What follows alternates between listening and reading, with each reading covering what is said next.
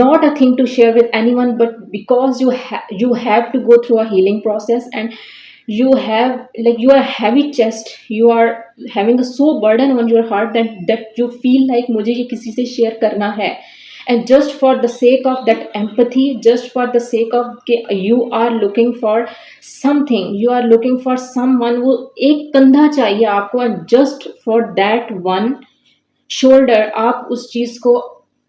ऐसे किसी शख्स के हवाले कर देते हैं, अपने वीक मोमेंट को, who just play on that vulnerabilities. And trust me on that when I say, when you share your vulnerabilities with someone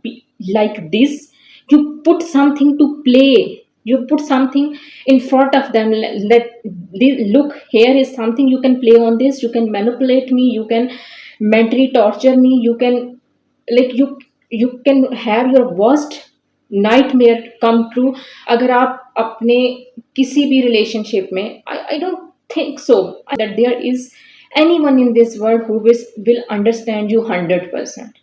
No one is, no one here is to understand you 100% and give you that comfort which you probably need it. That's why you are sharing everything with the people.